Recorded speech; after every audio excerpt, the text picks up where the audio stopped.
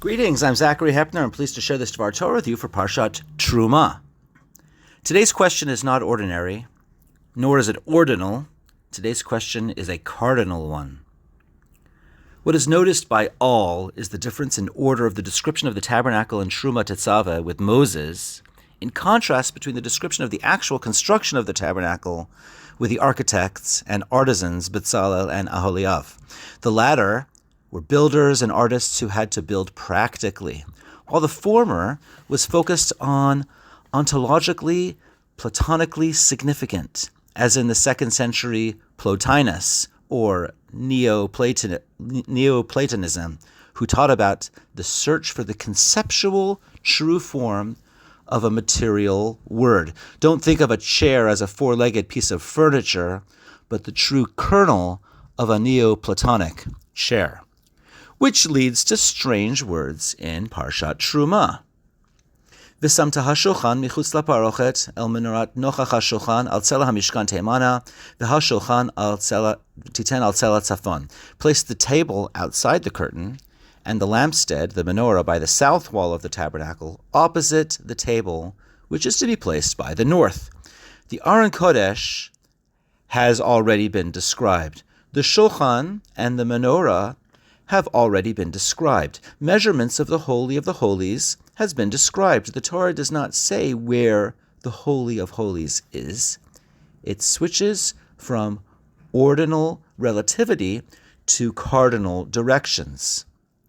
And by the way, the menorah is on the south wall, and the shulchan, the table, is on the north wall. Parenthetically, that means that the Holy of Holies is in the west, and the entrance is in the east.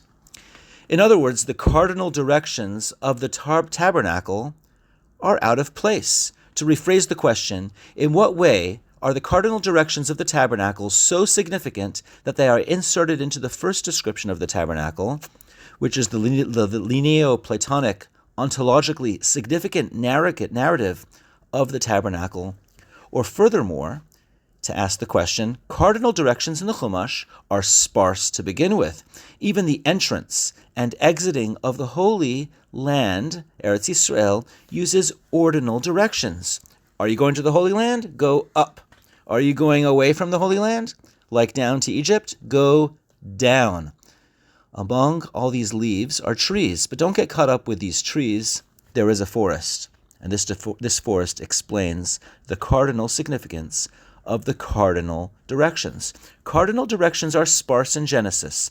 It's well known that Abraham was told to walk to the land of the Holy Land, west, north, east, and south. However, let's go back earlier. In fact, let's go back much earlier to Genesis 2. Vayita Hashem Elokim gan be'eden mikedem vayasem sham et ha'adam asher yatzar. God planted a garden in the east, in Eden, in the east, and placed there Adam, who had been fashioned there. There was a garden in the east, and Adam was fashioned there. We know the rest of that story. Then there's the Tower of Babel in Genesis 11. Vayhi benosam mikedem. And as they migrated from the east, the origins were in the east, but they migrated. Were in the east, but they migrated to the west. That story didn't end well for them either, because they scattered afterwards. In Genesis 12, Avram reaches the land of Canaan, and from there he moved onto the hill country of Beit El and pitched his tent with Beit El on the west and Ai on the east. And he built there an altar to Hashem and invoked Hashem by name. So the first tabernacle in the Bible does mention the cardinal directions of that tabernacle. Parenthetically, note that this is the first mention of west, Yam. Until now, it was relative from east, but the actual west was only understood by deduction. How interesting. Now let's rephrase the original question a fourth time. If the Torah felt it so necessary to insert cardinal directions into the first description of the wilderness tabernacle, what is the philosophically significant message? Let's go to Genesis chapter 13. Who doesn't go west, but goes east? Lot, Abraham's nephew. So Lot chose for himself the whole plain of the Jordan, and Lot journeyed eastward, and they parted from each other. Lot is hardly the protagonist of Genesis, and he ventured east. Lot is not Abraham's inheritor. What about Abraham's children, whom Abraham disinherited? Genesis 25. V'livnei hapilagshim.